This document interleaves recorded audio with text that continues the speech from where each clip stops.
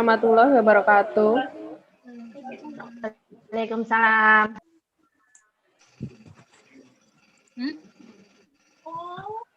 Pagi Ayah Bunda, kita mau memulai nih ya untuk pagi ini seminar online-nya dengan Dr. Rusma. Siap Bunda. Nah, sebelumnya perkenalkan nama saya Dr. Haristia Rizky Novela Putri.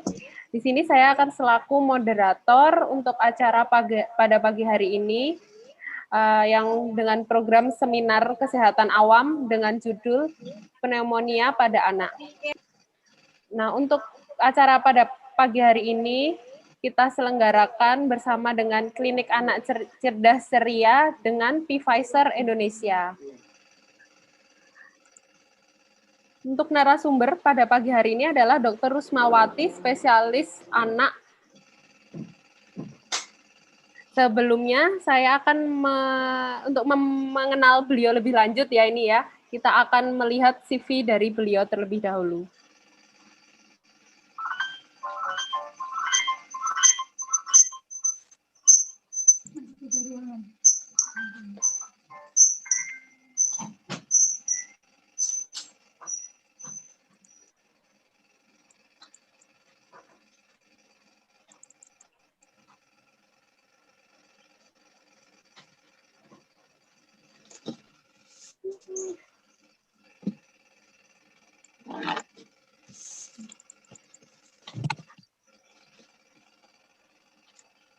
Lagi tuh dianggut kabel.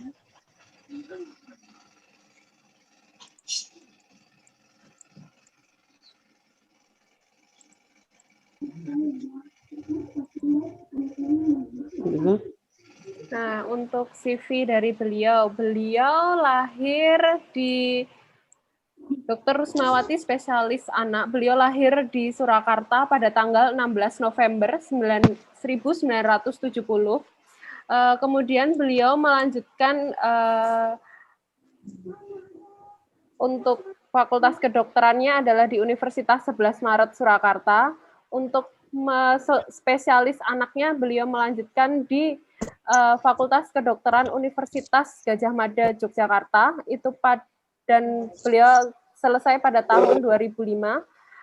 Kemudian 2005 untuk saat ini beliau sedang melanjutkan subspesialis konsultan tumbuh kembang anak di Fakultas Kedokteran Universitas Gadjah Mada Yogyakarta. Sebelum masuk untuk acara inti ya, kita akan menyapa Dr. Rusma terlebih dahulu. Ya. Selamat pagi Dr. Rusma. Hai, selamat pagi Dr. Vela, juga bapak-bapak, ibu-ibu semuanya yang sudah join di acara ini. Terima kasih. Gimana kabar dokter hari ini, sehat? Baik, baik. Halo, siapa ini? Halo, Dek. Yes, dokter. Ya, sehat terus ya, Nak. Ya. Ya, untuk pagi ini nanti Dokter Rusma akan menjelaskan detail tentang pneumonia pada anak. Sebelum kita masuk ke acara inti, apakah suara saya dan suara Dokter Rusma sudah terdengar dengan jelas? Sudah.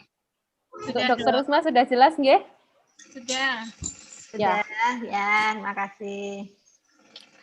Monggo Dokter Rusma, langsung saja masuk ke acara intinya untuk pneumonia pada anak.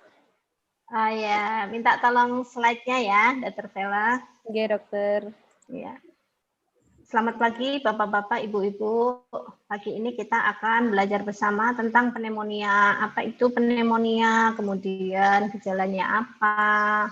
Kemudian terapinya apa? Apakah dia bisa dicegah apa tidak gitu ya. Sebentar kita tunggu slide-nya dulu.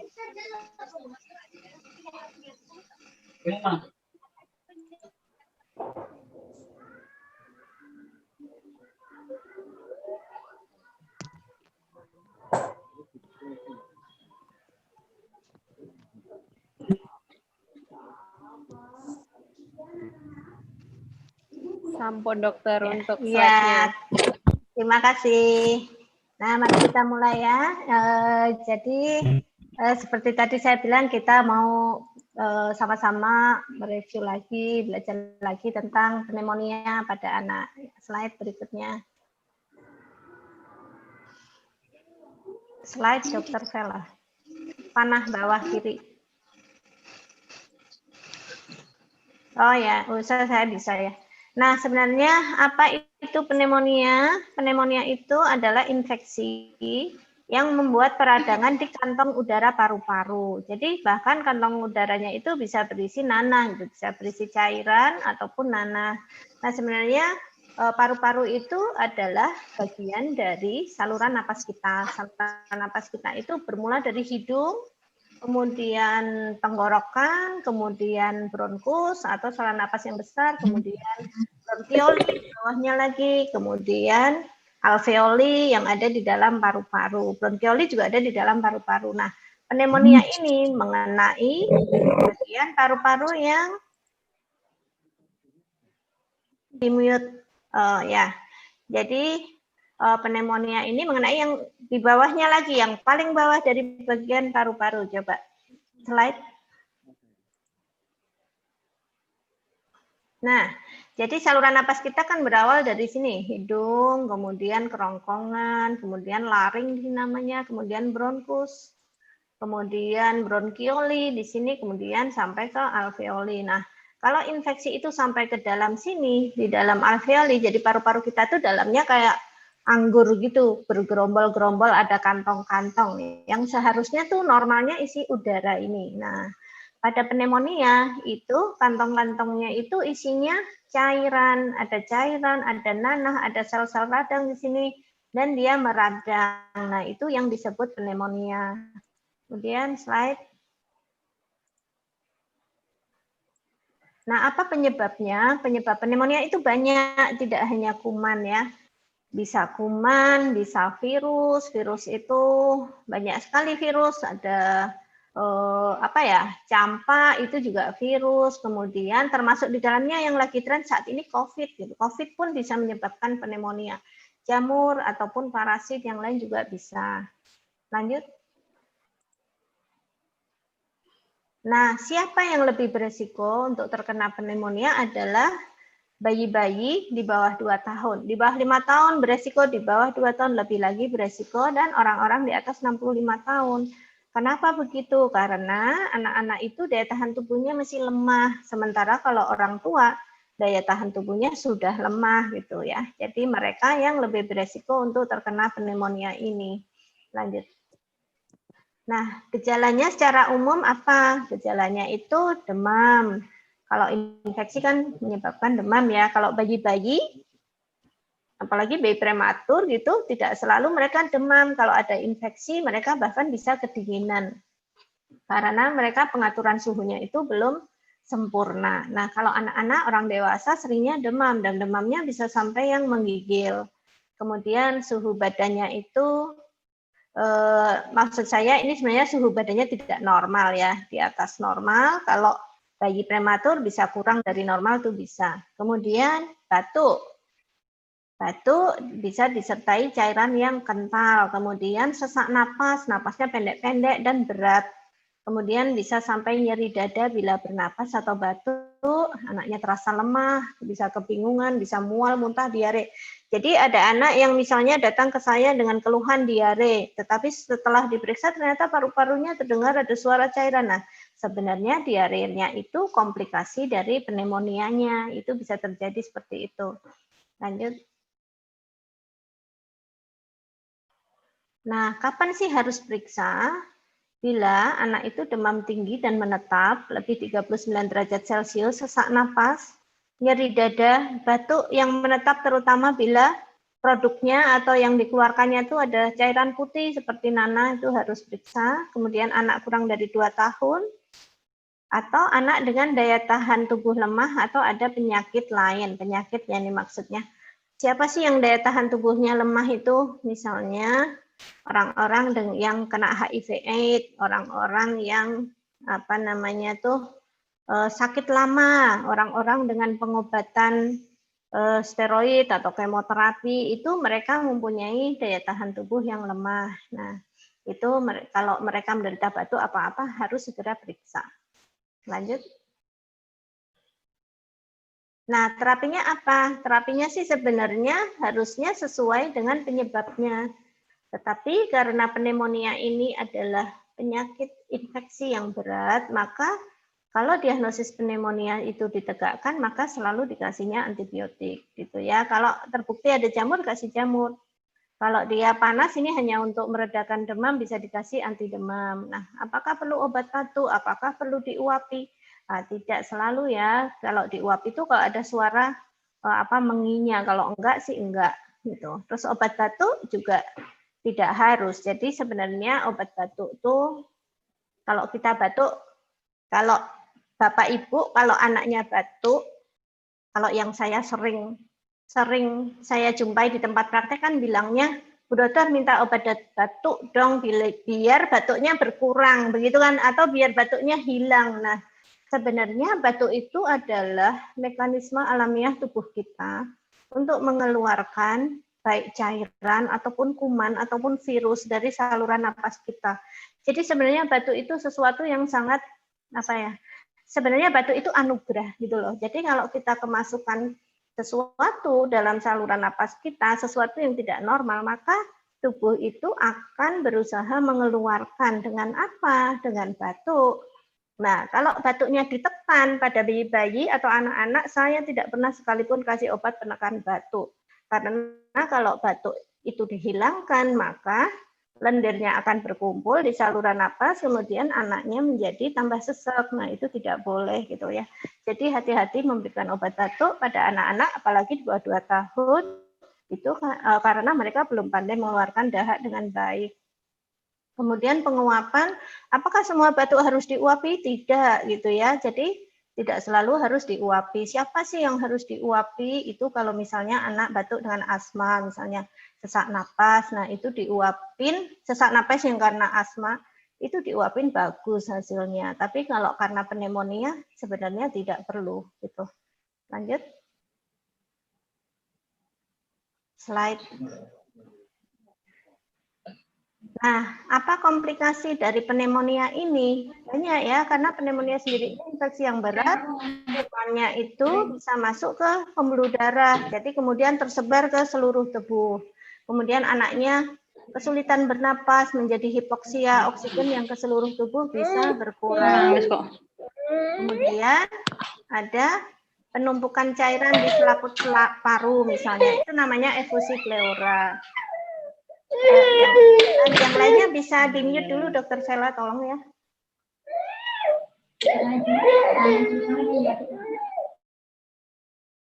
Nah, kemudian ada abses paru misalnya. Abses paru itu jadi ada kayak abses itu kayak kita bayangin kayak balon, balon ada selaputnya, di dalamnya ada cairan. Nah, kalau abses tuh cairan di dalam balonnya itu isinya nanah gitu. Ada nanah di suatu kantong di paru. Itu komplikasi dari pneumonia. Lanjut. Nah, pneumonia itu bisa dicegah apa tidak gitu ya? Pertanyaannya beberapa penyebab pneumonia itu bisa kita cegah dengan vaksinasi. Misalnya pneumonia yang karena pertusis, yang karena campak, yang karena HIV, yang karena pneumokokus misalnya, itu bisa dicegah dengan vaksinasi. Atau yang karena COVID, nah karena COVID vaksinnya baru disiapkan, sampai sekarang belum bisa diberikan kepada masyarakat. Nah, itu beberapa bisa dicegah dengan vaksinasi, tetapi banyak juga yang belum ada vaksinnya. Nah, pada prinsipnya kita harus selalu menjaga kebersihan, cuci tangan, pakai sabun atau hand sanitizer yang berbasis alkohol, jaga daya tahan tubuh biar tetap kuat, misalnya dengan makan makanan bergizi, tidur cukup, olahraga, seperti itu. Nah, lanjut coba.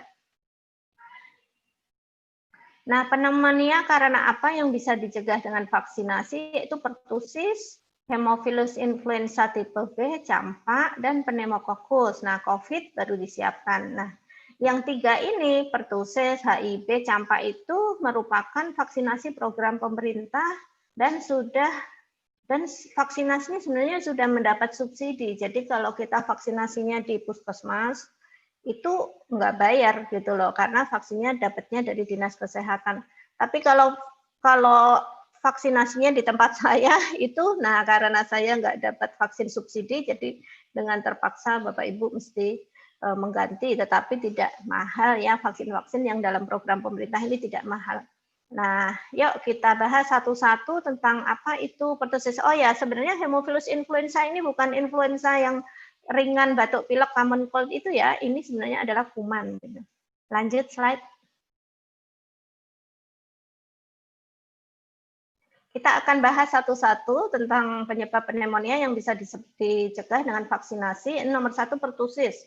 Pertusis itu kumannya kayak begini ini, lonjong-lonjong. Ini kalau dalam mikroskop cuma kayak coret-coret kayak garis-garis gitu aja. Ya, penyebabnya namanya Bordetella pertussis. Nah, kuman ini mengeluarkan vaksin, mengeluarkan toksin, maaf ya, toksin itu racun gitu.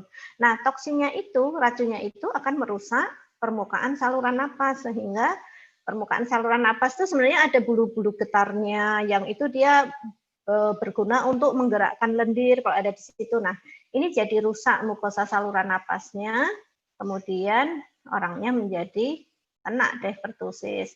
Nah, bagaimana penularannya? Melalui droplet. Ketika ada orang batuk, bersin, atau berbicara di mana dia mengandung kuman pertusis, maka yang menghirup droplet itu akan tertular dengan pertusis itu. Masa inkubasinya adalah 9 sampai 10 hari. Masa inkubasi itu artinya masa dari saat kuman masuk ke dalam tubuh sampai menimbulkan gejala, itu antara 9 sampai 10 hari. Lanjut slide. Slide. Nah, ini pertusis itu awal mulanya sih mungkin mengenai saluran napas atas ya. Gejalanya kayak radang tenggorokan, kemudian semakin lama masuk ke bronkus, semakin lama bronkioli, semakin lama ke alveoli, ke sini menjadi pneumonia. Bisa bikin pneumonia. Lanjut. Slide.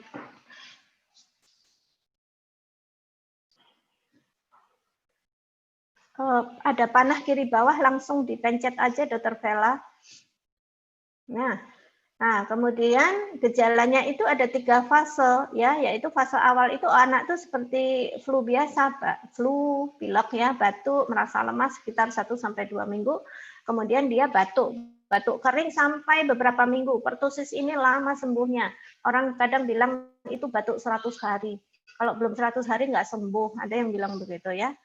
Nah, dan dia batuknya tuh whooping itu jadi batuknya itu ngepel banget, menggonggong gitu sampai terakhirnya diakhiri dengan whoop ini. Jadi dia batuk, nah ada suara whoopnya itu. Nah, itu namanya whooping cough atau batuk pertusis, batuk rejan istilah bahasa Jawanya. Bahasa Indonesianya batuk rejan ya pertusis itu. Nah, yang kemudian dia batuk tuh bisa sampai muntah-muntah, hilang nafsu makan, kemudian nggak bisa tidur karena batuk. Nah, komplikasi yang beratnya dia bisa pneumonia. Kemudian bisa infeksi telinga tengah maksudnya. Ada pertusis ensefalopati itu anaknya sampai menurun kesadarannya. Kemudian menurun kesadaran, bisa kejang, bisa kerusakan otak, bahkan bisa menyebabkan kematian. Jadi kemudian kalaupun sembuh, kalau dia udah sampai ke otak, itu anaknya bisa ada gejala sisa. Gejala sisanya misalnya karena sel sarafnya terlanjur rusak, dia jadi lumpuh, jadi gangguan mental, gangguan penglihatan, pendengaran, kejang itu waktu sakitnya ya. Nah, kejang yang karena epilepsi, karena otaknya rusak bisa juga gitu. Nah, karena sedemikian berat pertusis itu memberikan dampak kepada anak-anak, maka pertusis itu dimasukkan ke dalam vaksinasi program gitu. Harus dapat anak-anak Indonesia. Dan dia sudah digabung di dalam vaksin pentabio namanya. Kalau bilangnya anak saya mau vaksinasi DPT gitu ya. DPT itu P-nya itu sebenarnya pertusis, D-nya itu difteri ya, difteri, pertusis, tetanus. Nah, pertusisnya udah dapat di situ. Nah, sekarang tidak ada vaksin DPT aja, tetapi sudah digabung menjadi pentabio. Tambahannya adalah HIV dan hepatitis B. Gitu ya, itu vaksin yang program pemerintah. Lanjut. Nah, kemudian yang kedua adalah Haemophilus influenza tipe B. Jadi dari pentabio tadi, difteri, pertusis, tetanus, Haemophilus, influenza tipe B, kemudian HIB. Nah, kita mau bahas nih, HIB ini apa sih? Kata-katanya ada influenza. Kenapa bisa begitu? Karena dulu-dulu dikira itu influenza virus. Oh, ternyata bukan gitu. Nah, jadi kata-katanya ada influenza, tetapi sebenarnya dia kuman ya, kuman gram negatif. Bentuk kumannya kayak begini nih. Kalau dari mikroskop, kalau dideketin lagi, digedein lagi mikroskopnya penampakannya jadi kayak begini. Nah, dia merupakan kuman yang sering menyebabkan pneumonia, meningitis itu radang selaput otak, epiglottitis itu peradangan di epiglotis itu saluran napas yang atas ya. Kemudian selulitis itu adalah infeksi di jaringan, kemudian septic arthritis itu adalah peradangan di sendi, ataupun penyakit invasif lainnya terutama pada anak di bawah 5 tahun. Nah, bagaimana penularannya? Yaitu melalui droplet. Ya sama kayak tadi, ada orang yang sakit, kemudian dia bersin, batuk, terhirup sama orang di sampingnya, maka orang di sampingnya itu bisa ketularan. Masa inkubasinya lebih cepat ini dibanding pertusis, hanya 2-4 hari.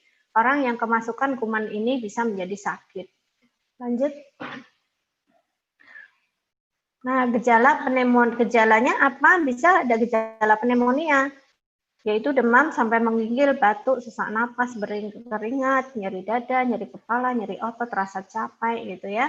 Kemudian kalau dia mengenai darah, infeksi darah atau septisemia, dia menjadi rasanya demam, terasa capek, nyeri perut, mual, muntah, diare, cemas, sulit bernapas, kemudian penurunan kesadaran. Nah, kalau sampai ke selaput otak, maka anak itu bisa demam, nyeri kepala, kaku kudu, lehernya tuh kaku, mual, muntah, kemudian fotofobia itu anaknya tuh jadi nggak suka melihat sinar karena dia tidak nyaman, sensitif terhadap sinar, dan bisa penurunan kesadaran. Lanjut.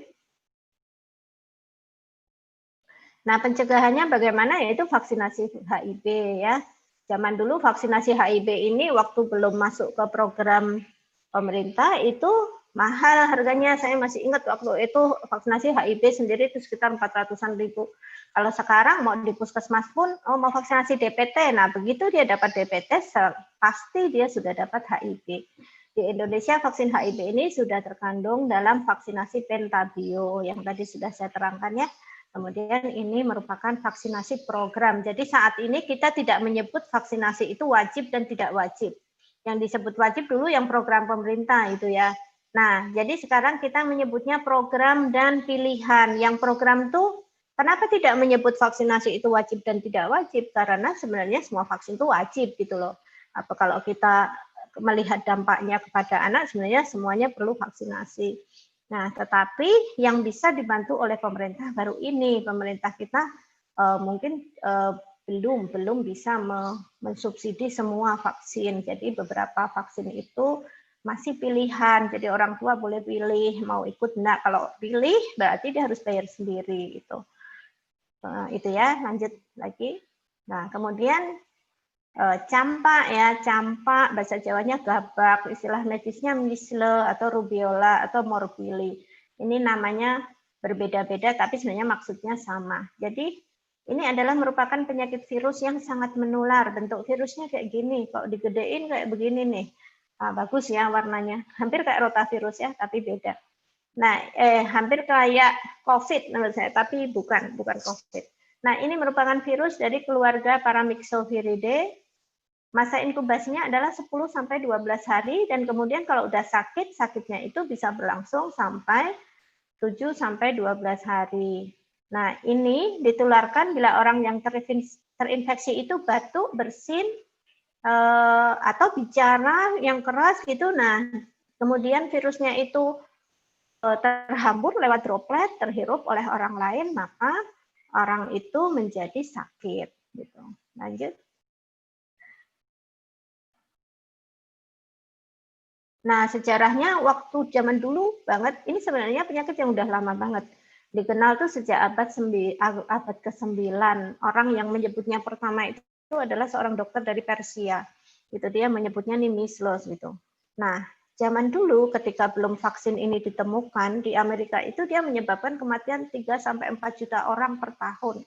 Bukan kematian, terinfeksinya 3 sampai 4 juta orang per tahun dan diantaranya tuh 300 sampai 400 orang meninggal.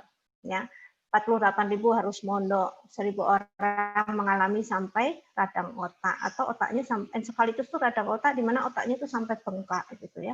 Jadi berat banget. Lanjut. Nah, tanda dan gejala dari gabak ini apa?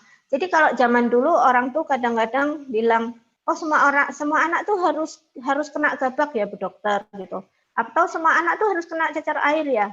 Sebenarnya tidak gitu loh. Jangan kena gitu. Kalau bisa nggak kena, kenapa kita harus kena gitu? Kalau kena itu risikonya besar. Gitu. Lebih baik tidak kena dengan apa ya? Dengan vaksin gitu. Nah, gejalanya apa sakit gabak? Itu demam tinggi yang terjadi antara 10 sampai 12 hari sejak virus masuk. Itu namanya masa inkubasi ya. Dan bisa berlangsung selama 4 sampai 7 hari. Kemudian pilek, anaknya tuh pilek, panas, pilek, batuk, matanya berair merah.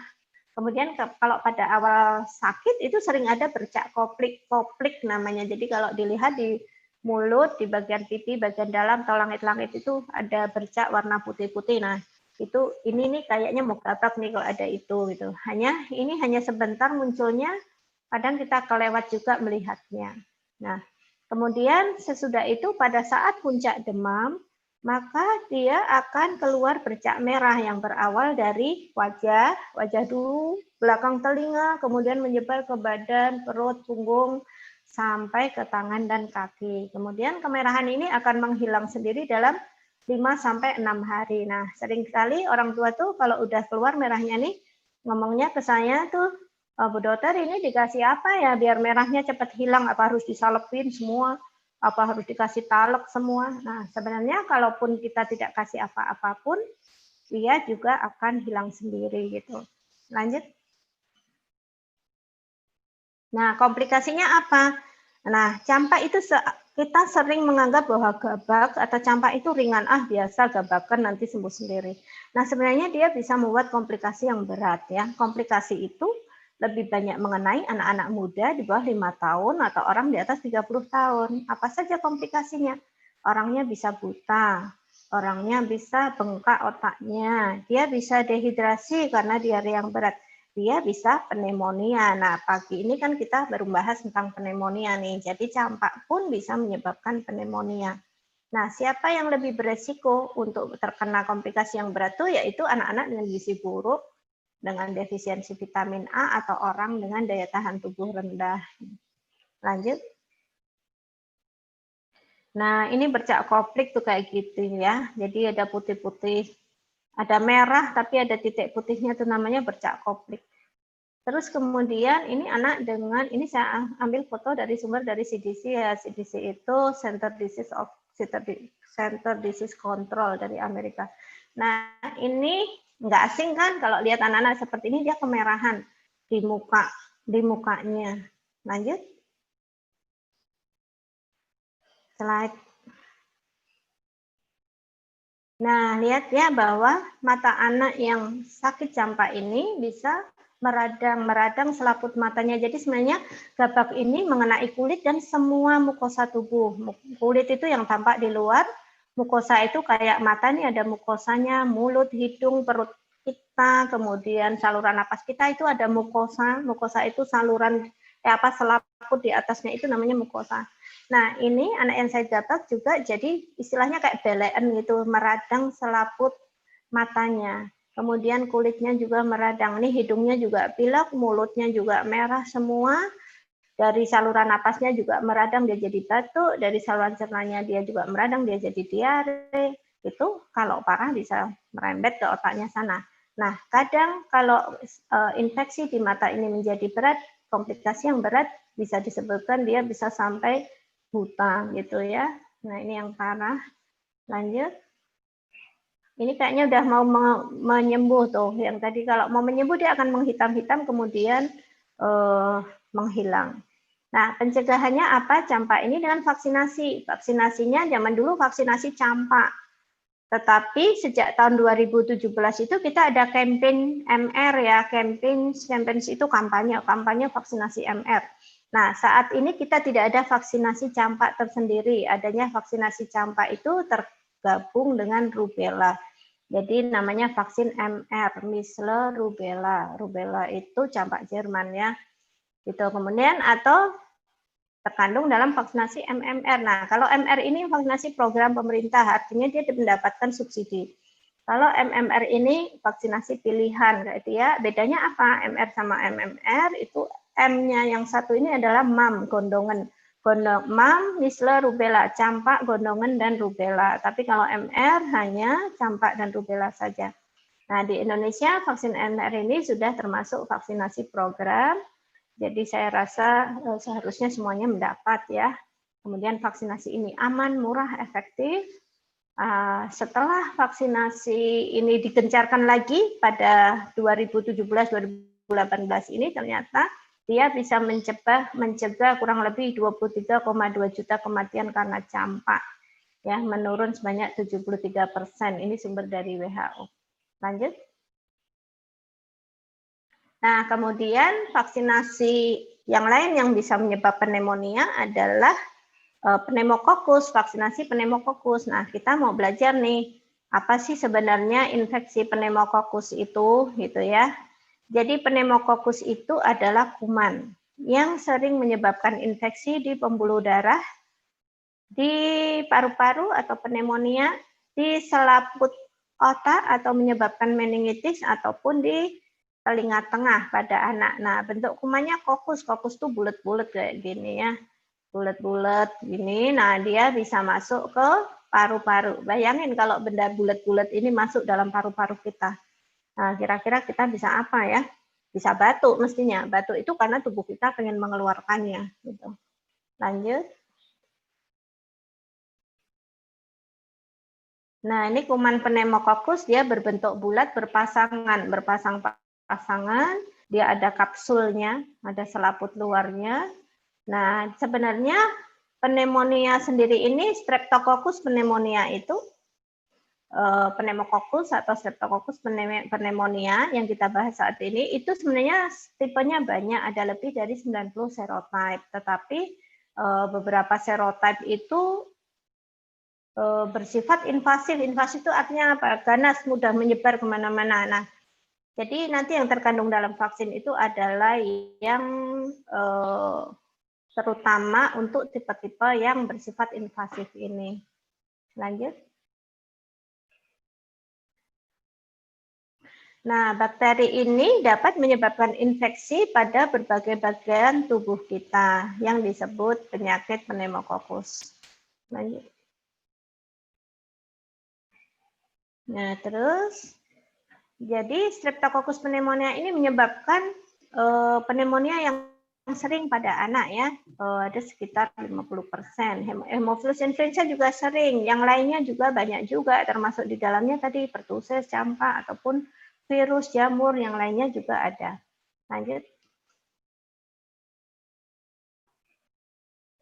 Terus dibuka semua dulu aja, Mbak.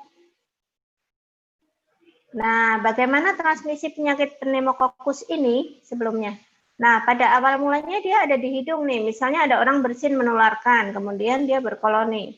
Nah, dia sebenarnya Streptococcus ini juga ada juga di dalam hidung kita, tapi kalau kita kondisi baik, dia tidak menyebabkan sakit. Nah, ketika kondisi kita menurun, maka dia bisa menyebabkan sakit kemana? Ke infeksi telinga tengah, menjadi otitis media atau infeksi telinga tengah, bisa menyebabkan infeksi paru atau pneumonia, bisa menyebar ke seluruh tubuh melewati pembuluh darah, menyebabkan bakteremia, sepsis, itu infeksi seluruh tubuh, ataupun meningitis, jadi bisa sampai ke otak kita. Gitu ya. Nah, lanjut. Terus. Nah, transmisinya ya ini hampir sama nih tadi yang kita bicarakan. Awal mulanya orang tuh ya batuk, bersin. Kemudian ketika batuk bersin tuh kita mengeluarkan ya bisa virus, ya bisa kuman yang ada di dalam saluran napas kita. Nah, ini kalau terhirup sama orang di samping kita, maka orang itu menjadi terinfeksi gitu. Lanjut. Nah, apa tanda dan gejala pneumonia? Hampir sama dengan pneumonia karena sebab yang lain tadi ya. Demam nomor 1. Demamnya bisa tinggi sampai menggigil, kemudian batuk, napasnya cepat atau sulit bernapas, kemudian sampai nyeri dada. Gitu. Lanjut.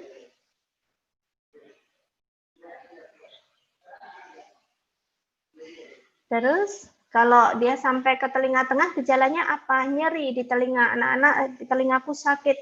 Atau gedang telinganya itu menjadi, kalau diteropong tuh tampak merah, tampak membengkak. Nah, otitis media ini, infeksi telinga tengah ini, kalau desakan pada gendang telinganya terlalu kuat, maka gendang telinganya bisa bocor gitu, bisa pecah, kemudian cairan nanahnya itu bisa melebar ke telinga luar, jadi kelihatan di telinga anak itu.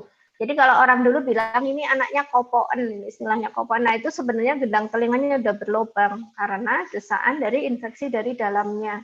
Nah kalau udah begini anaknya jadi nangis atau malah ngantuk terus, nyeri telinga. Tetapi kalau udah pecah itu dia udah nggak terlalu sakit, tetapi menjadi cacat.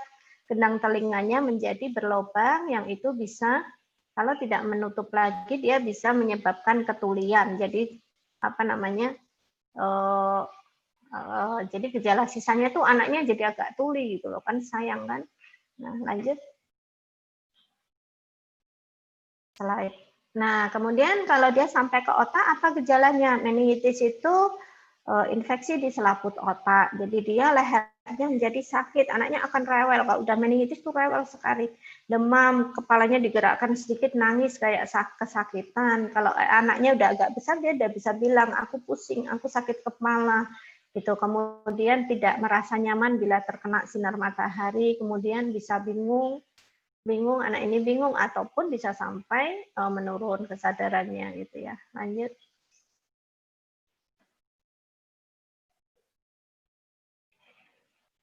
Nah, komplikasi ini komplikasi jangka panjangnya ya, lanjut juga. Nah, kalau sudah sampai ke otak, maka gejala sisanya besoknya ada yang sembuh sempurna, tapi ada yang kalau sel sarafnya udah rusak tuh, ada yang lumpuh, ada yang jadi tidak pintar, jadi bodoh anaknya. Hidrosefalus itu pengumpulan cairan di dalam sistem ventrikel di dalam otak. Jadi di dalam otak kita sebenarnya ada cairan yang dalam keadaan normal memang ada, tetapi kalau hidrosefalus itu cairannya menjadi berlebihan ya. Kejang itu kalau dia beresiko kalau dia menjadi epilepsi ya, gangguan belajar, gangguan pendengaran tadi yang saya ceritakan. Lanjut. Nah, kemudian kalau dia mengenai area motorik di otak kita, bisa ada gangguan berjalan, jalannya jadi kaku. Oh, dulu anak saya tuh sehat-sehat saja sampai umur 2 tahun, habis itu dia panas tinggi, infeksi paru sampai ke otak, kemudian habis itu dia sekarang nggak bisa jalan. Nah, itu misalnya terjadi kemunduran karena sel-sel di otaknya menjadi rusak. Nah, ini akibat yang tragis adalah kematian ya. Masalah perilaku ya bisa saja terjadi kalau sel sarafnya terganggu. Lanjut. Nah, usia yang rentan terhadap penyakit pneumokokus seperti yang tadi, yaitu bayi-bayi yang muda kurang 2 tahun, atau kita udah tua gitu. Kenapa bisa begitu? Lanjut.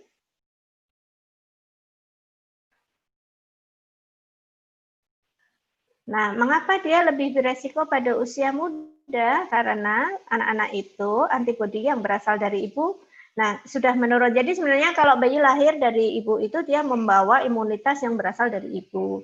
Tetapi antibodi itu lama-lama juga akan menurun kadarnya. Nah, pada anak-anak ketika antibodi pada ibu ketika antibodi dari ibu itu sudah menurun, sementara dia sendiri belum bisa membuat dengan baik, maka itulah dia menjadi rentan untuk terjadinya infeksi. Jadi sistem imun anak-anak itu belum matang gitu. Apalagi semakin prematur bayi, semakin dia tidak matang. Jadi kuman entah kuman itu bakteri ya atau virus ataupun apa itu mudah masuk ke mereka. Nah,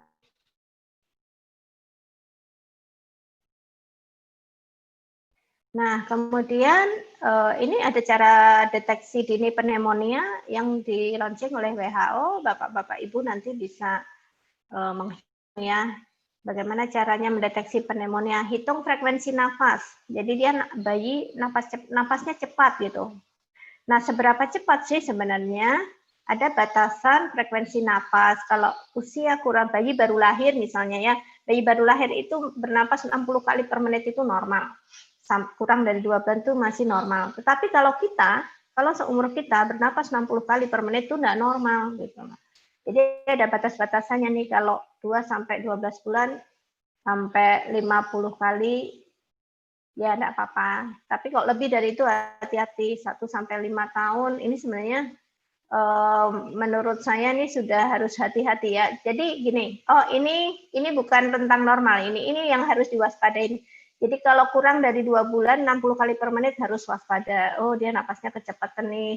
2 sampai 12 bulan 50 napas sudah kecepatan, 1 sampai 5 tahun 40 napas sudah kecepatan. Kalau anak-anak itu rata-rata 20 kali per menit itu masih normal. Kalau udah lebih dari itu hati-hati. Nah, kemudian dia bernapas dengan tarikan dinding dada. Jadi ini kayak ini.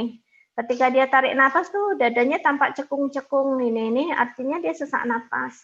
Jadi harus dibedakan antara anak itu napas cepat dan sesak napas.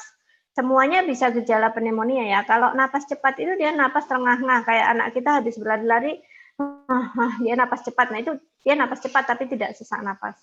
Tapi kalau anak pneumonia ini dia bisa bernapas cepat dan dengan sesak napas. Nah, apa sih gejala sesak napas? Yaitu kalau anak itu bernapas terasa berat. Kemudian kalau dilihat dadanya ada tarikan di dada. Nah, gitu. Lanjut.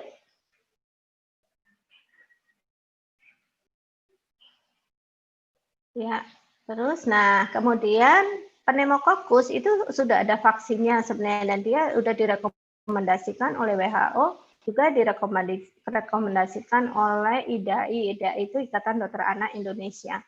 Gitu. Hanya sayangnya vaksin ini belum termasuk vaksin program pemerintah.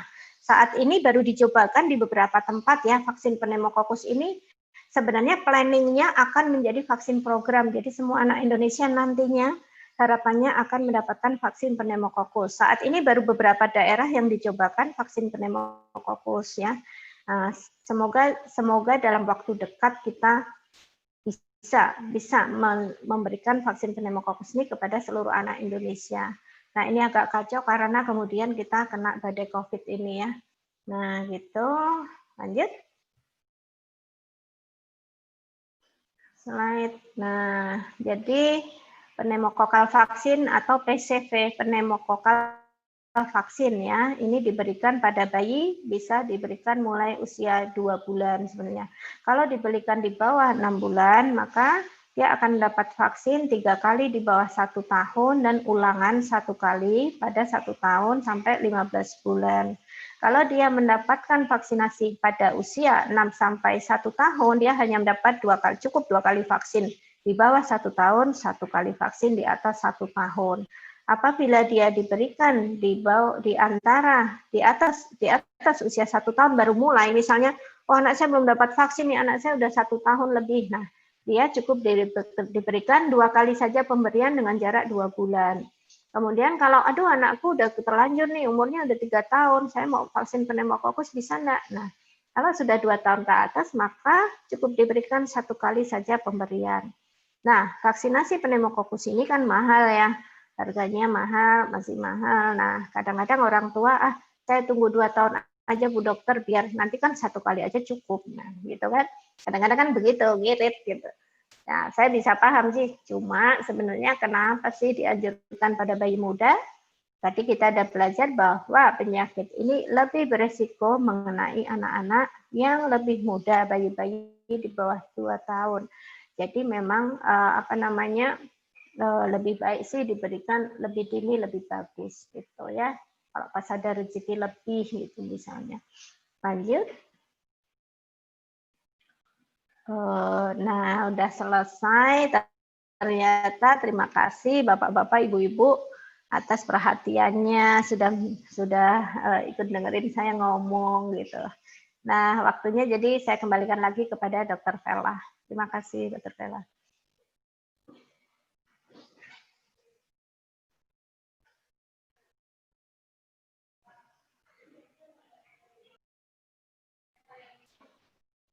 Suaranya belum masuk, Dr. Vela, suaranya belum masuk.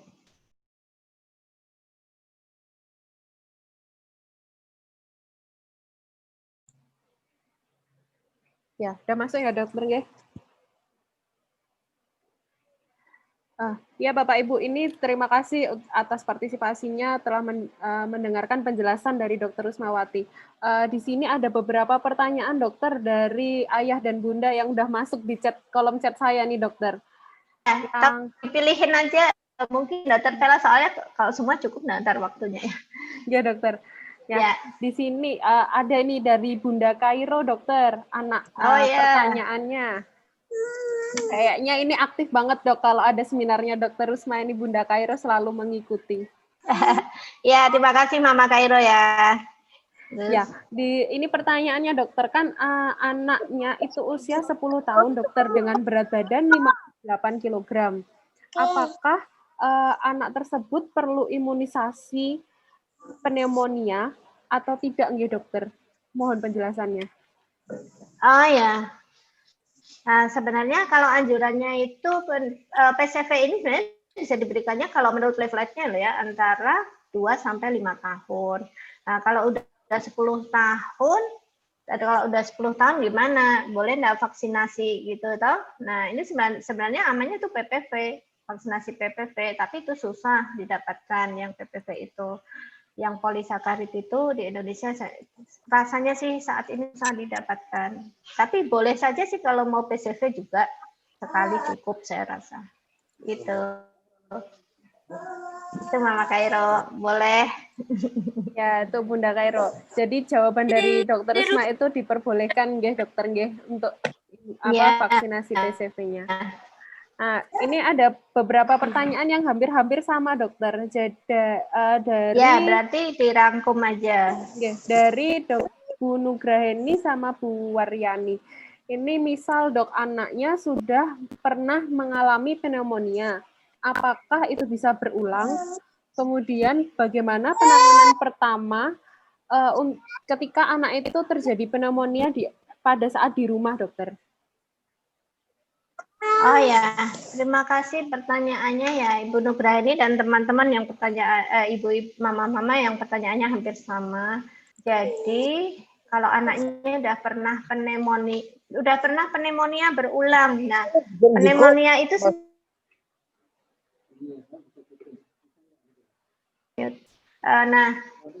jadi kalau pneumonia berulang itu berarti kita mesti cari tahu.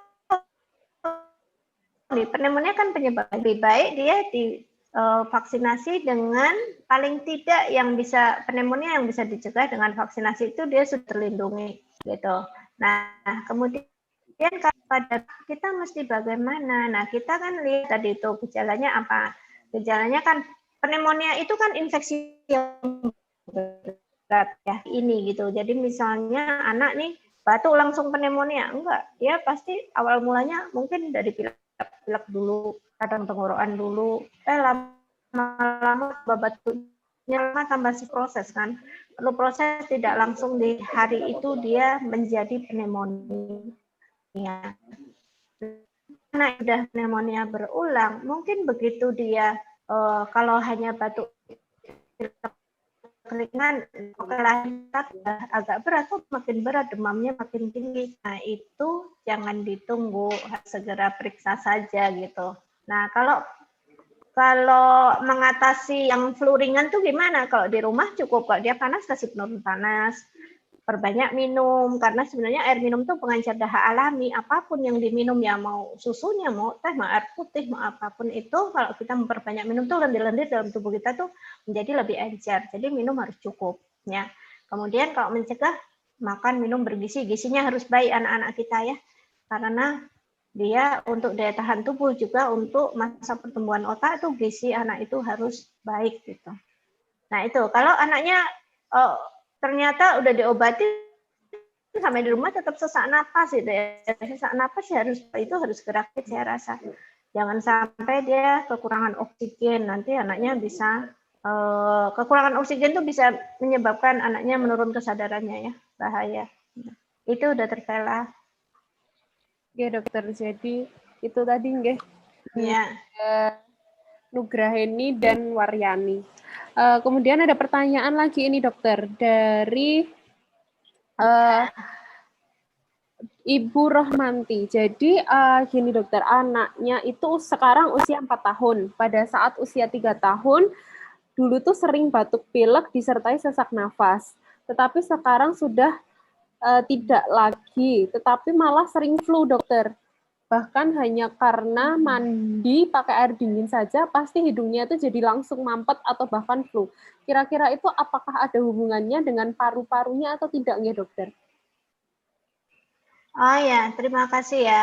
Jadi beberapa anak itu kalau batuk pilek itu terus berlanjut ke sesak napas ya. Semakin muda seorang anak itu lebih beresiko untuk sesak napas ya. Karena apa? Karena saluran napas anak kecil dia masih kecil.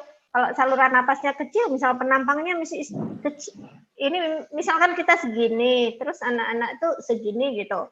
Nah, bagi kita yang segini ada lendir sedikit itu tidak mengganggu, tapi pada bagi anak-anak di mana saluran napasnya aja juga masih kecil, kalau ada lendir sedikit aja itu sudah bisa menyebabkan sesak napas. Nah, anak-anak yang sering flu kemudian sesak napas itu seringnya bronkiolitis gitu. Bronkiolitis itu belum sampai ke pneumonia.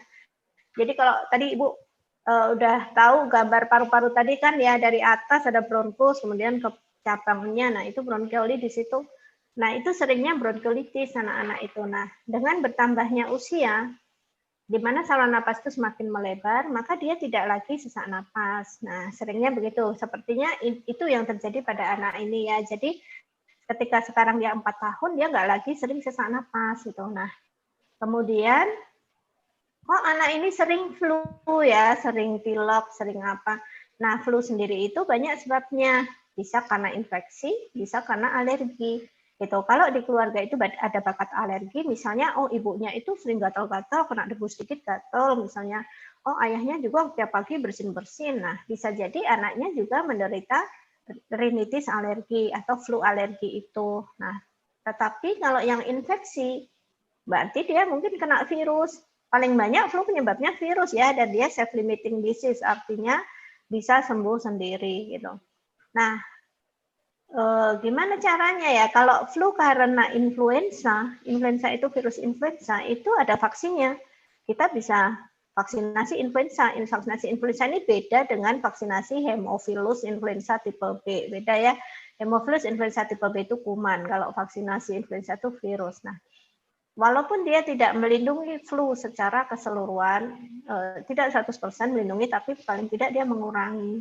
Itu ya, itu yang kalau mencegah yang karena virus. Tapi kalau karena alergi, misalnya anaknya ibu alergi terhadap dingin, setiap kena AC atau setiap kena AC yang dingin dia bersin-bersin. Nah, berarti ya jangan pakai AC terlalu dingin. Atau dia alergi debu, setiap menghirup debu rumah.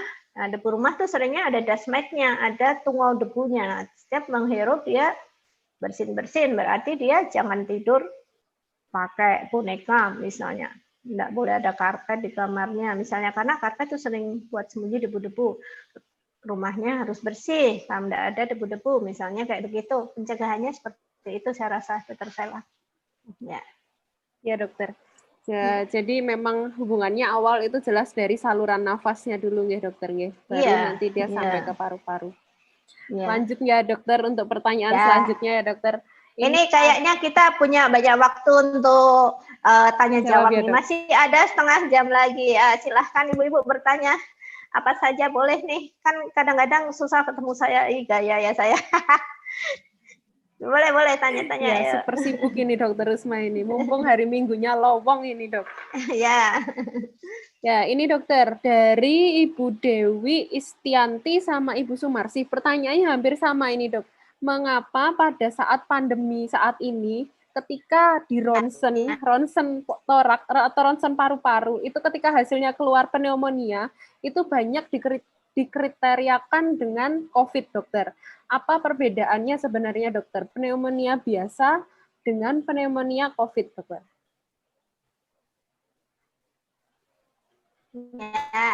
Ya, Ibu Dewi sama Mbak Dewi sama Mbak Marsi nih ya. Kita nih sekarang kan baru berada di pandemi COVID ya, semuanya harus waspada, harus ekstra hati-hati, harus menjaga. Sebenarnya kan semua penularannya hampir sama nih tadi. Pneumonia mau apa?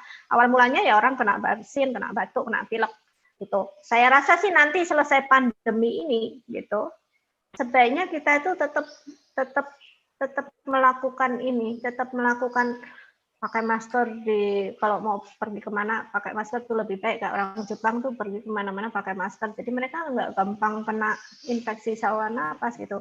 Kemudian rajin cuci tangan gitu, tidak terlalu dekat-dekat ke orang misalnya seperti itu baik. Nah saat ini karena kita ada di pandemi COVID ini, begitu terus memperlihatkan gejala seperti pneumonia, kita ronsen, maka nomor satu kita asumsikan ini COVID gitu, karena baru terjadi pandeminya dunia seluruh gitu. Jadi banyak saat ini COVID, jadi kita harus kemudian kita lakukan swab. Udah alhamdulillah. Ini putus-putus.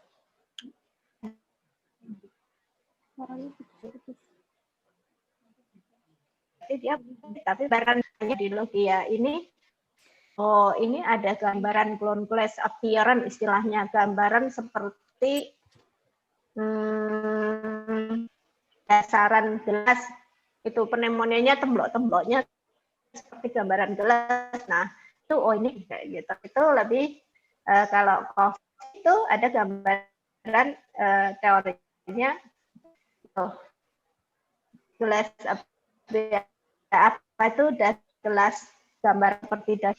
Nah kemudian kalau pneumonia yang lain ya banyak ya. Pneumonia itu prinsipnya ada kayak bercak-bercak putih gitu sih di parunya gitu ya, namanya istilahnya ada infiltrat di kedua lapangan paru misalnya atau apa. Nah itu ahli-ahli radiologi nanti akan membaca. Nah, sebenarnya ada sedikit beda, tetapi ya susah kalau untuk orang awam ditentukan ya. Itu saya rasa jawabannya di terpela. Oh, ya dokter. Jadi memang ada sedikit perbedaannya juga ya dokter. Tapi memang harus jeli ya, dilihat lagi ke arah laboratorium yang lain atau gejala klinis yang lain ya dokter ya. Iya, iya. Ya, dan kalau COVID sih kan, kalau COVID kan kita laboratnya nih kan sudah, kalau saat ini kan gampang ya menegakkan kan, di swab test peralatannya banyak, ya, bisa rapid test, tapi walau rapid test itu harus dikonfirmasi lagi dengan swab test gitu, atau pemeriksaan PCR gitu. Ya. Gitu, ini ada pertanyaan lagi dokter, lebih ke arah dewasa ini dokter, kan beberapa kali ini tuh ada yang menyebutkan bahwa pneumokokus, untuk vaksinasi pneumokokus itu apakah direkomendasikan dokter untuk pencegahan COVID? Oh ya, sebenarnya tidak bisa ya. Apakah vaksin pneumokokus bisa mencegah COVID? Tidak, gitu ya. Yang bisa mencegah COVID ya mestinya vaksin COVID. Tapi vaksin COVID ini baru tahapannya kan uji klinis. Uji klinis itu artinya belum boleh dipasarkan ke masyarakat, gitu. Jadi masih penelitian. Penelitiannya uji klinis sendiri itu kalau sampai vaksin bisa dipasarkan itu kan ada 3 tahap. Uji klinis tahap 1. Jadi penelitian dulu di laboratorium nih. Habis itu uji klinis tahap 1, tahap 2, tahap 3 lolos semua, baru boleh kita pakai. Nah, ini kan kenyataannya sampai hampir akhir tahun ini juga belum ada yang bisa dipasarkan kan ke masyarakat. Jadi memang ini masih dalam pengujian. Ibu, Bapak-bapak, Ibu-ibu, kita bersabar dulu. Tentu apa yang sudah di-launching ke masyarakat itu pasti harus aman gitu. Jadi kalau memang belum bisa ke masyarakat, itu artinya memang belum yakin gitu, belum yakin bahwa ini bisa. Kita bersabar dulu bahwa ini biar sampai aman dulu, baru ntar bisa kita gunakan gitu. Jadi vaksin PCV untuk mencegah pneumonia yang karena pneumokokus, tidak untuk mencegah pneumonia karena COVID gitu. Saya rasa itu. Jadi intinya hanya untuk mengurangi dari berat gejalanya ya dokter ya sebenarnya untuk vaksinasi itu ya dokter. Bukan. Jadi sebenarnya itu lebih untuk mengurangi resiko terjadinya pneumonia karena penyebab lain gitu. Jadi misalnya kan karena pneumonia ada banyak nih, bisa pneumokokus, bisa pertusis, bisa campak. Tadi saya bilang bisa macam-macam, termasuk di dalamnya COVID. Nah kalau yang pneumonia karena penyebab yang bisa dicegah dengan vaksinasi ini udah kita cegah, paling tidak dia berkuranglah resikonya untuk terjadi pneumonia, tetapi tidak berkurang resikonya untuk terjadi kena COVID loh, beda ya. Gitu ya. Ya itu ya. Ya dokter. Ya. Ya, lanjut ya dokter. Ini ada pertanyaan yang mungkin cukup menarik. Ada hubungan nggak ya dokter sebenarnya untuk pneumonia dengan gangguan suara? Jadi biasanya itu anaknya menangis dengan membuka mulut. Mungkin yang dimaksud apa kayak seperti sesak nafas, jadi yang dia nafasnya dengan membuka mulut gitu dokter.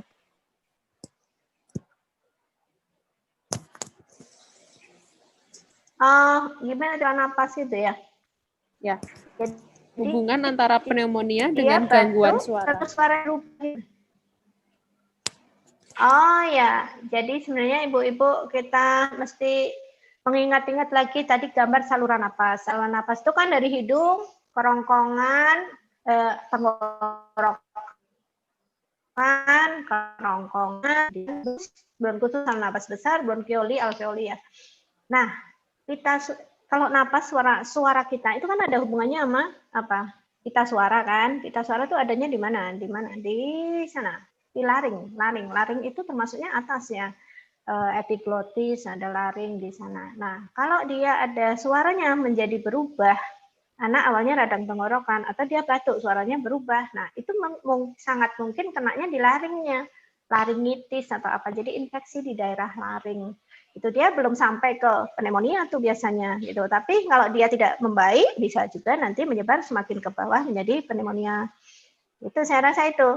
Jadi kalau dia udah sesak napas pneumonia tambah suaranya juga hilang, nah itu mungkin laringnya juga kena.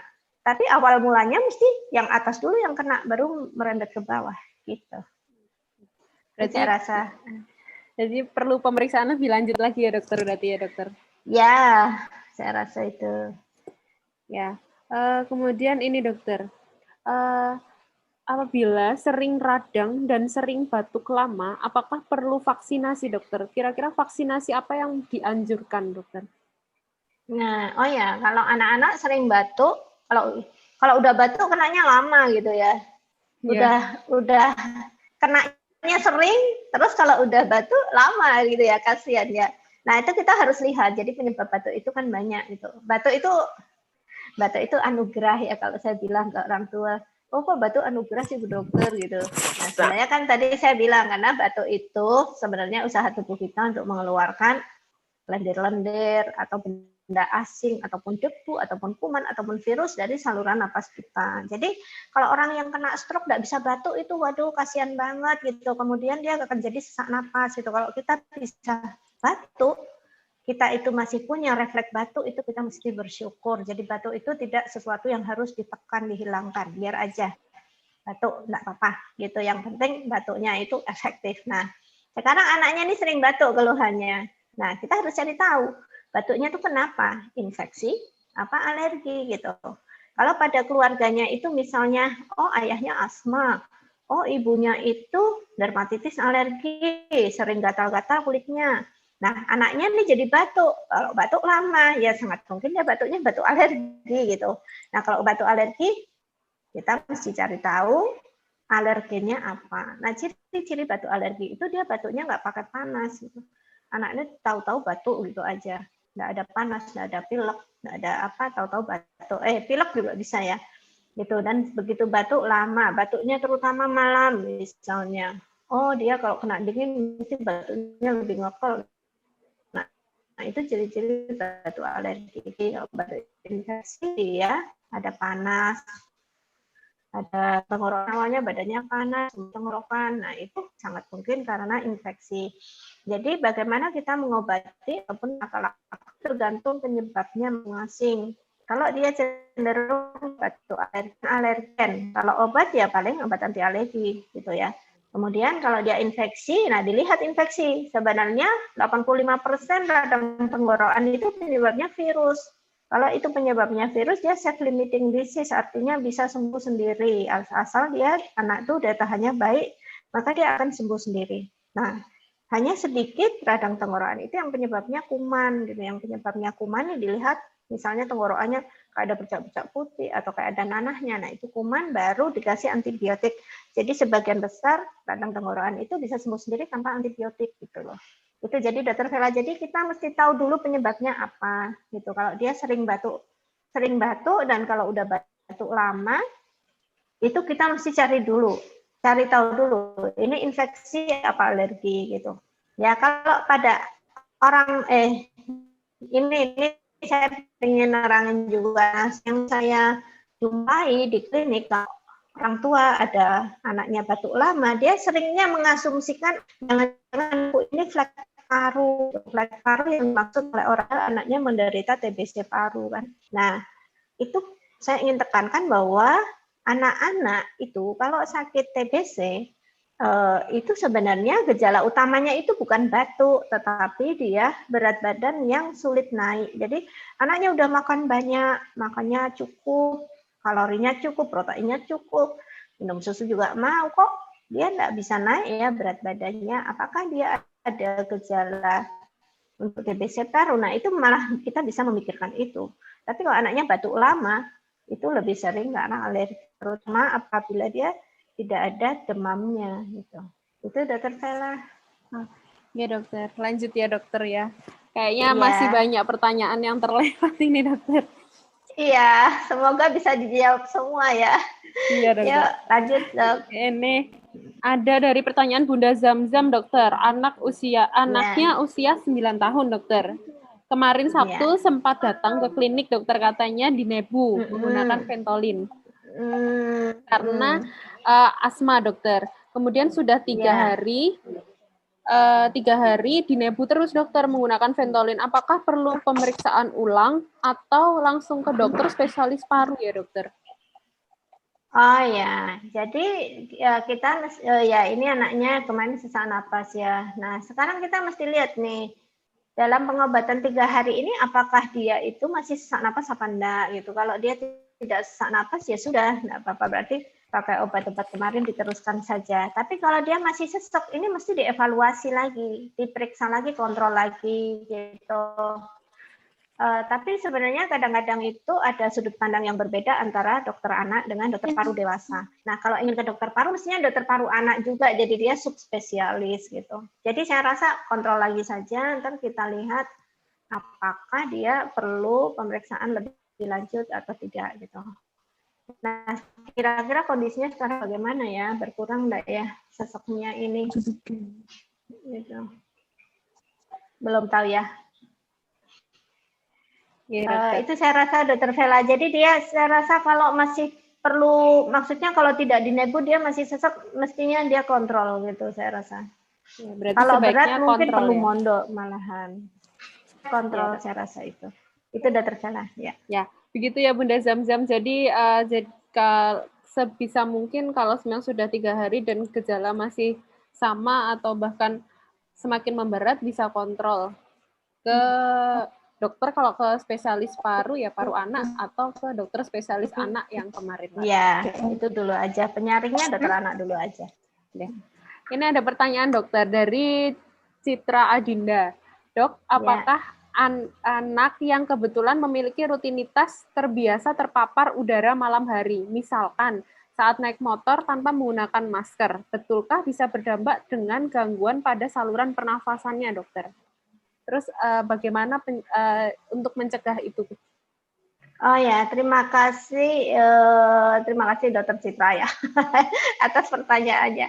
Jadi nah ini sebenarnya bayinya kok malam-malam diajak naik motor malam-malam, kenapa ya? Kasihan juga ya. Jadi saya rasa sebenarnya anak-anak itu kan daya tahan tubuhnya belum terlalu kuat, jadi kalau malam ya di rumah aja gitu. Saya rasa kecuali kok terpaksa. Nah kalau terpaksa misalnya dia harus ikut mamahnya kerja misalnya, malam hari naik motor, ya dia mesti dikasih perlindungan yang baik ya, kasih jaket gitu. Kemudian kalau pas di jalan ya kasih masker gitu. Kemudian apalagi ya gitulah pokoknya dijaga anaknya. Kemudian apakah dia bisa menyebabkan apa tadi Bu? Apa tadi dokter? Menyebabkan apa? Menyebabkan gangguan dari pernafasan, dokter. Gangguan napas bisa saja ya. Jadi misalnya anak itu ada, tapi mesti ada syarat tertentu. Misalnya dia ada bakat alergi di keluarganya, kemudian dia kalau terpapar dingin menjadi sesak napas misalnya, itu bisa seperti itu. Apalagi bayi-bayi itu saluran napasnya masih kecil. Jadi dia lebih beresiko untuk sesak napas. Tetapi kalau dia menyebabkan pneumonia misalnya, apakah dengan dia diajak malam-malam menyebabkan pneumonia? Saya rasa tidak gitu, karena pneumonia itu kan infeksi gitu. Infeksi harus dia kemasukan kuman atau virus ke saluran napasnya, kalau menjadi berat masuk ke paru-parunya, nah itu jadi pneumonia. Tapi kalau gangguan saluran napas yang lain selain infeksi, misalnya dia menjadi batuk-batuk, pilek-pilek oleh karena alergi, bisa, saya rasa itu. Itu jawabannya, Dr. Vela. Ya, dokter. Ini ada pertanyaan, dokter. Mungkin dari Dokter Rian Budi. Dok, kan tadi itu sempat dibahas ya, dokter. Untuk PCV itu kan memang hanya untuk pneumonia ya, dokter. Ini pertanyaannya, PCV dan vaksin influenza memiliki efek perlindungan terhadap memberatnya gejala pada pasien pneumonia COVID atau tidak ya, dokter? Jadi kan kadang saya sendiri kadang di lapangan itu, dokter, ada yang bertanya, dok, ini biasanya pneumonia sama influenza itu bisa, dokter, buat mencegah beratnya gejala. Itu benar atau enggak ya, dokter? Oh ya, sebenarnya tidak kalau untuk mencegah beratnya gejala, karena mereka penyakit yang lain gitu. Kalau infeksi pneumokokus, apakah kita kalau udah vaksinasi pneumokokus, kalau vaksin COVID kita enggak menjadi berat gejalanya gitu? Ya belum tentu ya, karena ini perlindungannya beda gitu. Kalau kita kenanya pneumokokus, kalau kita mau melindungi terhadap pneumokokus, maka kita vaksinasinya pneumokokus. Tapi kalau jadi gini maksudnya, saya rasa jadi sebenarnya mungkin masyarakat tuh bertanya, kalau saya vaksinasi pneumokokus sama influenza bisa nggak sih ya itu untuk mencegah COVID gitu kan, seringnya pertanyaannya. Ya, pertanyaannya sebenarnya sering, dokter. Ya, sebenarnya itu tidak untuk mencegah COVID, tetapi untuk mencegah pneumonia karena sebab lain gitu. Nah, pneumonia karena sebab lain itu salah satunya yang penyebab terbesar itu adalah pneumokokus misalnya. Nah, itu bisa untuk mencegah itu kan, penyebab pneumonia banyak nih. Termasuk di dalamnya COVID, pneumokokus, HIV, macam-macam, campak, pertussis, banyak. Nah, maksud saya kalau dia pneumonia yang oleh karena penyebab vaksin ini kita udah kasih perlindungan, nah insya Allah dia kan nggak dapat nggak kena gitulah, insya Allah nggak dapat pneumonia yang karena penyebab yang bisa dicegah dengan vaksinasi. Nah tetapi dia kalau kena COVID gimana? Bisa juga. Apakah anak yang kena COVID dan dia sudah vaksinasi pneumonia ataupun influenza menjadi lebih ringan gejalanya, itu belum tentu. Saya rasa itu banyak hal ya, tergantung banyak hal, sangat tergantung banyak hal. Misalnya daya tahan tubuh kita saat itu, virulensi virus saat itu. Kalau daya tahan tubuh kita pas lemah banget, kemudian virusnya pas ganas banget, ya bisa jadi kita mendapatkan infeksi yang berat. Itu. Saya rasa gitu, Dr. Vela. Ya, dokter. Menyambung ya, dokter. Ini ada pertanyaan dari Ibu Deti Supriastuti dari Mama Dimas, dokter. Oh ya, udah lama nggak ketemu Dimas. Ya. Ini pertanyaannya, range usianya untuk PCV dan influenza itu kapan ya, dokter? Sama apakah berlaku juga untuk anak-anak spesial seperti Dimas? Oh ya, justru anak-anak spesial seperti Dimas itu harus lebih kita lindungi ya, karena dia lebih beresiko untuk terjadi pneumonia. Jadi anak-anak begini ini kan kadang lebih mudah kena flu, lebih mudah kena infeksi bakteri maupun virus. Nah, jadi justru lebih harus dilindungi gitu. Nah, sebenarnya vaksinasi PCV itu kalau menurut leafletnya itu anjurannya sampai umur 5 tahun, tapi orang tua pun bisa juga kita berikan. Jadi sebenarnya kalau di atas 5 tahun juga masih bisa diberikan. Nah, kemudian kalau influenza, kapan pemberiannya? Vaksin influenza itu bisa diberikan mulai anak umur 6 bulan. Gitu. 6 bulan sampai kapan? Sampai seumur hidup. Gitu. Bahkan saya pun masih suka vaksinasi influenza, karena orang seperti saya ini orang yang sangat sangat beresiko untuk tertular suatu penyakit karena kerjanya tiap hari ketemu anak sakit gitu kan. Jadi saya kadang tidak tahu apakah tubuh saya ini cukup kuat untuk menahan gempuran serangan virus dari anak-anak yang datang kepada saya. Nah, jadi saya pun vaksinasi. Nah, kalau influenza itu bisa diberikan sampai orang sampai tua gitu. Gitu. Jadi sangat boleh ya Mama Dimas jadi malah lebih baik harus vaksin saya rasa, karena dia kondisinya khusus. Kalau dia kena pneumonia itu bisa bisa penyembuhannya itu lebih yang susah gitu. Itu jawabannya Dokter Vela. Ya dokter. Lanjut ya dokter, mungkin ini Ya. satu atau dua pertanyaan lagi ya dokter. Ya. Dua masih bisa deh. Dua masih kita kan bisa, sampai dokter. setengah 12 kan. Ya silahkan. Ini dokter, pertanyaannya ini dok, dari Mama Arjuna dokter. Oh ya.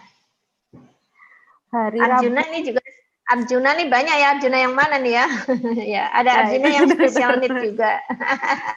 Yang kemarin Ya. Rabu habis periksa batuk pilek dokter. Oh ya.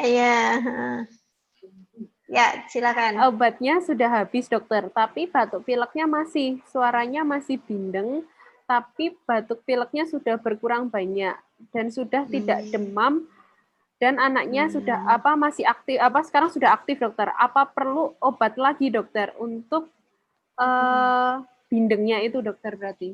Oh ya. Ya. Jadi gini ya, dia kan waktu itu datangnya dengan batuk pilek panas. Sekarang udah nggak panas, batuknya berkurang, tapi suara hidungnya masih bindeng gitu ya. Bindeng tuh artinya hidungnya masih tersumbat ya. Jadi gini sebenarnya batuk itu kayak tadi saya bilang, batuk itu bukan sesuatu yang serta-merta harus hilang gitu loh. Jadi kalau dia masih batuk, berarti masih ada sesuatu yang tidak normal di saluran napasnya.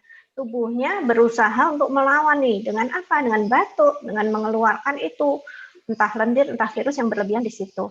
Nah, kalau kita itu kemasukan virus ataupun kuman, maka bulu-bulu getar di saluran napas itu akan rusak, mukosa saluran napas itu rusak. Nah, kadang-kadang kapan kita bisa sembuh? Itu nunggu tuh itu tumbuh lagi bulu-bulunya itu tumbuh lagi, mukosanya pulih lagi, baru benar-benar batuknya itu hilang.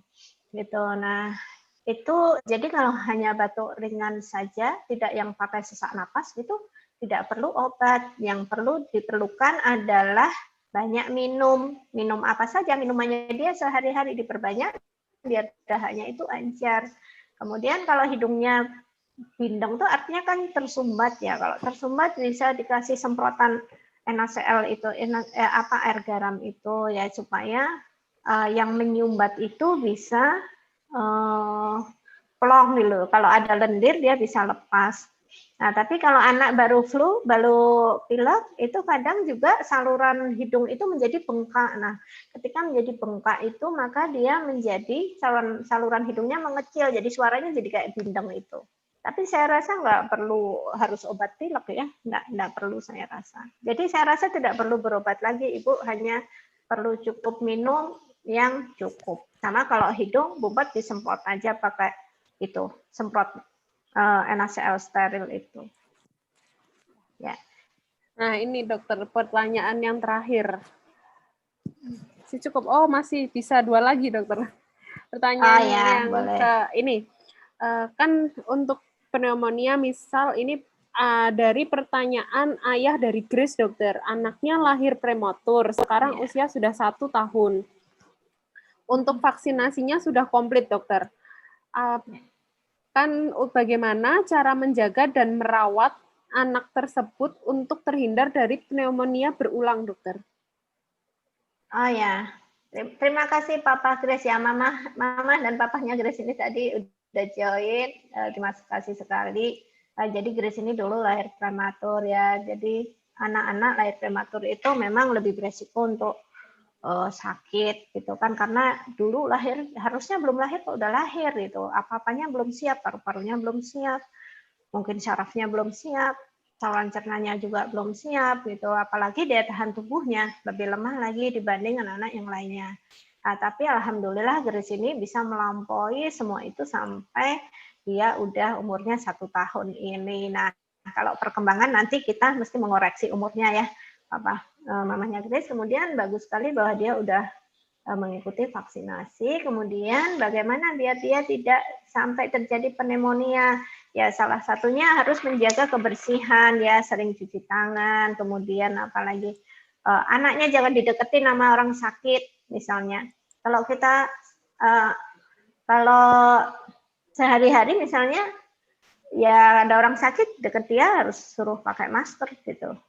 Ya kalau Grace-nya baru 1 tahun, sebenarnya anak di bawah 1 tahun tuh nggak yang harus pakai masker gitu, karena dia kadang menjadi susah bernapas. Nah orang sekelilingnya nih yang harus menjaga. Kemudian bagus sekali bahwa dia sudah dilindungi dengan vaksinasi. Jangan lupa ntar kalau DPT itu ada vaksinasi ulangannya di 18 bulan, campak juga ada vaksinasi ulangannya di 18 bulan ya, MR sama DPT itu ada ulangan di 18 bulan. Itu kan ada komponen yang untuk mencegah pertusis dan campak yang bisa menyebabkan pneumonia ya. Kemudian pneumokokus sendiri PCV juga mesti ada ulangannya di atas 1 tahun. Nah, itu diberikan saja supaya anak ini tidak mudah terkena pneumonia. Itu saya rasa jawabannya. Oh ya, HIV-nya udah terkandung di dalam DPT. Itu HIV juga bisa bikin pneumonia. Ya, jadi vaksinnya dikompletin sampai vaksinasi ulangan. Kemudian jaga kebersihan, itu saja saya rasa. Gizi yang cukup, oh ya lupa. Itu Dr. Vela. Iya dokter. Ya ini dokter, pertanyaannya hampir sama. Mungkin agak sedikit keluar dari topik pneumonia dokter. Ya, enggak apa-apa. Anaknya sekarang berat badan usia 6 tahun, tapi berat badannya itu sulit sekali naik dokter. Kemudian apakah itu perlu dilakukan pemeriksaan cek TBC paru, dokter? Oh ya. Ngemilnya udah banyak, makannya sudah banyak, susu pakai Nutridrink 1-2 kali sehari, dokter. Anaknya aktif tapi, dokter. Oh ya. Terima kasih atas pertanyaannya. Jadi anaknya udah 6 tahun, beratnya sulit naik. Anak 6 tahun itu usia sekolah ya, udah mau SD. Anak-anak usia segini memang susah naik ya beratnya, tetapi tetap memang harus naik ya, paling tidak 200 gram per bulan. Nah, kalau dia minumnya aja udah Nutrinidring ya, itu sudah maaf yang menyebut merek, itu sudah yang susu tinggi kalori saya rasa. Nah, kalau apakah dia perlu pelacakan TB atau tidak, kita mesti lihat gejala yang lainnya. Berat badan sulit naik itu satu faktor. Kemudian harus dilacak apakah dia ada kontak TB, orang sekelilingnya yang sakit TBC itu ada tidak. Nah, kadang-kadang kita susah ya menentukan apakah keluarga kita ataupun tetangga kita ataupun pengasuh apakah dia mengandung kuman TBC dalam tubuhnya. Nah, tapi sebenarnya kontak TB itu misalnya ini pengasuhnya ini baru minum obat rutin untuk TBC. Nah, itu namanya kontak TB. Nah, apakah ada kontak TB atau tidak? Kemudian dilihat nih, apakah ada benjolan-benjolan di leher, kelenjar limfanya apakah membesar atau tidak. Nah, kalau misalnya itu ada, misalnya dia ada riwayat kontak TB ya, riwayat kontak TB itu hal yang sangat kuat untuk kita melakukan pelacakan TBC. Jadi kalau hal-hal itu ada, saya rasa lebih baik dilacak saja gitu. Kita bisa lakukan mantu tes misalnya untuk tahu apakah anak ini sudah pernah kemasukan kuman TBC atau belum. Itu saya rasa Dr. Vela jawabannya.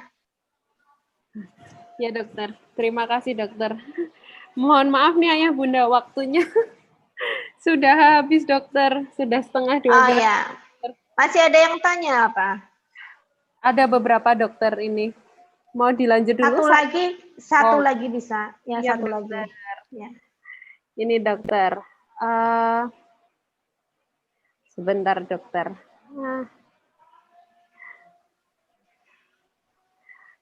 ketika ada anak dokter usia tadi terlambat untuk pemberian PCV-nya dokter. Usianya di bawah 2 tahun dokter. Apakah perlu diurang dari 0 lagi atau di usia 5 tahun dokter? Oh, maksudnya dia dulunya sudah pernah dikasih gitu apa belum ya? Sudah pernah dikasih dokter, cuman ada keterlambatan pemberian yang di bawah usia 2 tahun itu dokter. Oh ya, kalau ada keterlambatan nggak perlu diulang, tinggal dilanjutkan aja. Gitu, saya rasa begitu. Jadi tinggal gitu. dilanjutkan. Tapi sekarang umurnya di berapa ini ya? Anak ini nggak disebut ya? Udah berapa Tidak tahun? disebutkan dokter. Oh ya, tapi prinsipnya sih nggak diulang ya, tinggal diteruskan aja. Saya rasa itu Dr. Vela udah pertanyaan terakhir ya. Udah pertanyaan terakhir ya dokter. Tinggal 2 menit ya. Ya, terima kasih Dokter Rusma atas penjelasannya pada ya, sama-sama. Mungkin saya akan mereview sedikit dokter ini tentang pneumonia tadi dokter. Jadi untuk pneumonia itu sendiri adalah infeksi yang terjadi ketika terjadi peradangan pada kantong udara yang berada di paru-paru. Itu penyebabnya banyak ya dokter ya, ada bisa infeksi bakteri atau virus atau bahkan jamur. Kemudian gejala-gejala yang bisa timbul saat adanya pneumonia adalah demam tinggi, bisa sampai menggigil, kemudian ada batuk, nafas cepat. Bahkan ketika nafas cepat itu bisa sampai terjadinya nyeri dada. Bahkan selain menyerang pada paru-paru, pneumonia sendiri bisa menyerang pada organ telinga sampai ke organ otak ketika dia sampai menyebabkan komplikasinya. Itu nggih dokter nggih. Untuk ya betul ya. Adalah usia di bawah 2 tahun sampai di bawah 2 tahun, dan kalau untuk usia dewasa adalah lebih dari 65 tahun. Gitu ya Bunda ya. Ya betul. Singkatnya. Ya, jadi betul. Untuk pencegahannya sendiri tadi sudah disebutkan sama Dokter Rusma bahwa ketika untuk mencegah pengulangan yang penting tidak di dekat untuk melihat udara sekitar terlebih dahulu. Biasanya udara-udara di rumah itu perlu kita lihat apakah ventilasinya sudah cukup atau belum, apakah orang tuanya merokok atau tidak, apa lingkungannya baik atau tidak, kayak gitu ya. Sekian penjelasan dari Dokter Rusma, dan terima kasih ya Bunda untuk pertanyaan-pertanyaannya, ini sungguh menarik. Ya, terima kasih. Saya ingin mengucapkan terima kasih kepada Bapak Ibu semuanya yang telah bergabung di dalam session ini ya. Semoga apa yang saya sampaikan bermanfaat gitu ya. Ya. Terima kasih Dokter Rusma, terima kasih Klinik Anak Cerdas Ceria dan Pfizer yang sudah memfasilitasi kami ini untuk melakukan acara seminar online untuk menyapa ayah bunda di rumah.